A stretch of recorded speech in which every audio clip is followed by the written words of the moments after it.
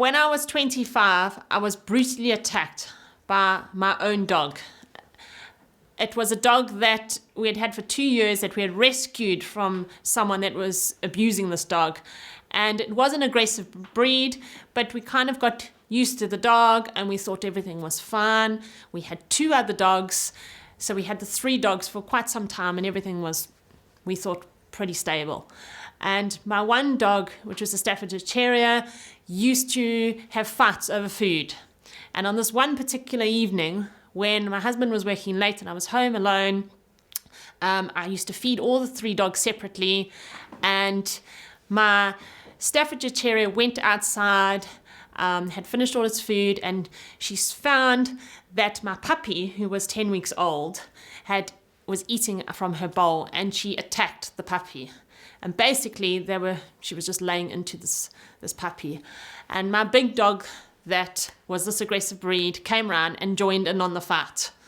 And me being alone by myself, didn't know what to do, so I picked up a bowl of water and threw it over them, because basically they were killing this puppy.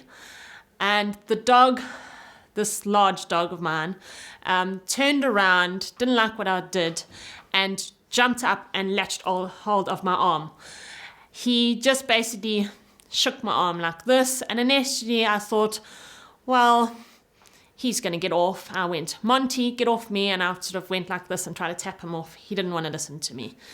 And pushed him, didn't want to listen to me.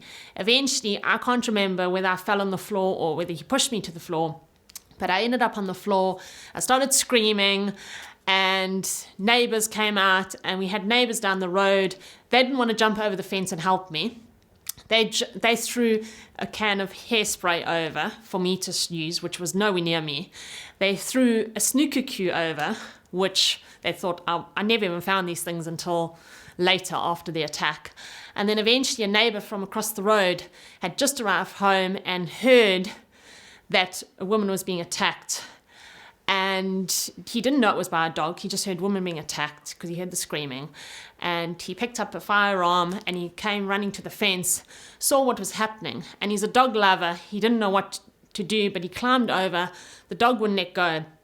And all I saw was this man with a gun towards the dog, going to shoot the dog. And I thought, well, I hope he doesn't shoot me. So I turned my head away from where he was shooting. He shot once. The dog was so high on adrenaline that the dog turned around and was still going towards him, so he had to shoot another 2 times. I honestly say I don't know the sound of 3 gunshots because I didn't hear a thing. Even though the gunshots were coming towards me, the sound, I think with adrenaline, you just don't hear anything. And obviously the dog let go then, and I was on the floor, and the neighbours were all coming, and I was still pretty calm actually. And I had a neighbour across the road, that sister just arrived, was a nurse. They said they didn't want to wait for the ambulance, so they would drive me to the hospital. In the meantime, they phoned my husband. And my arm I couldn't see it. You know, it wasn't ripped particularly badly because I had a sleeve on, but it was throbbing. It was so sore.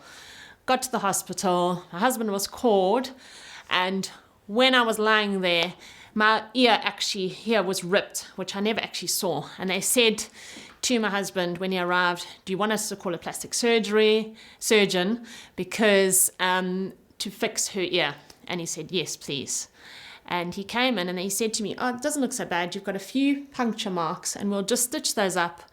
We'll have to keep you overnight and put some disinfectant on it to make sure that you don't get infection. And we said, okay, that's fine. And so I went into theatre and my husband went home to have a shower, and he was hardly home when he got a phone call. Because in the meantime, while I was there, because I was in so much pain, they thought it was broken. And they took me for an x-ray and discovered it wasn't broken. It was they just thought the pain from the dog bite.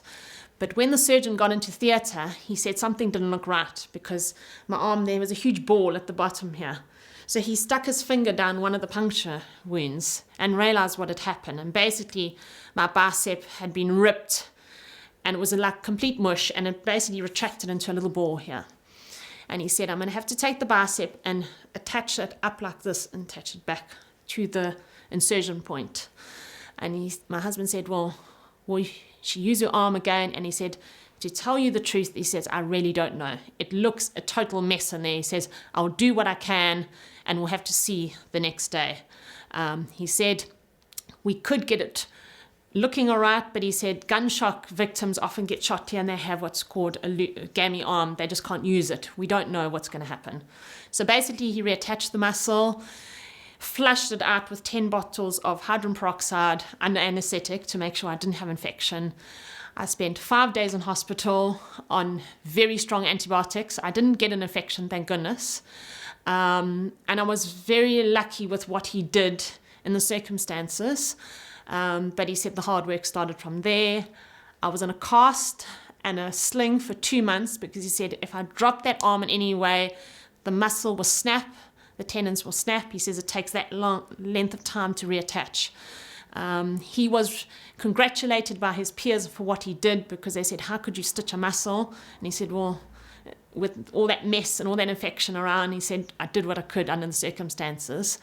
And then after 2 months, I had to start physio. Basically, when my arm came out of cast, everyone said, are you just holding your arm like that? And I said, no, I can't straighten it. And literally, it was like this. Everything was shortened, and I had to start physio. And for the first month, it was torture. They basically took my arm and used to try and stretch it each time and then measure it to see how far it had come. And then a month later, my arm wouldn't move anymore.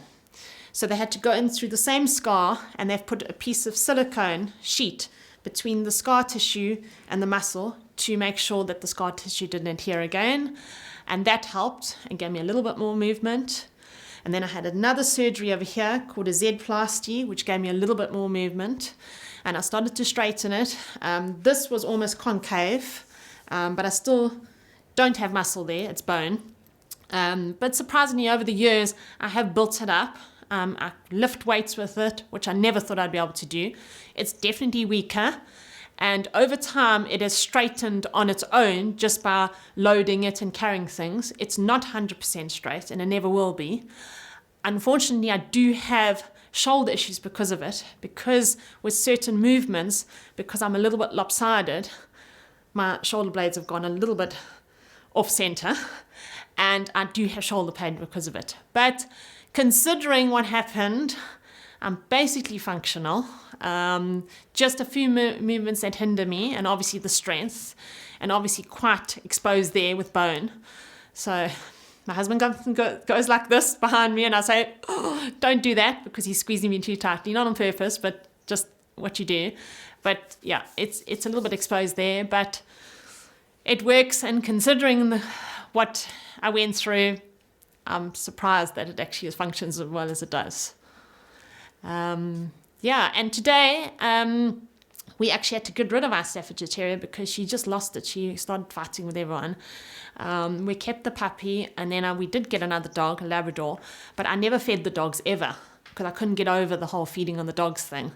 And eventually over time we've had a couple other dogs, and since living in the UK we've got a Labrador, and she is beautiful and very gentle and everything, but I don't ever walk her by myself, just because I'm not her being aggressive, but I can't handle if someone attacked her and there's a dog fight. I just can't handle that anymore. But I love her to bits, and I'm not scared of every dog because of it.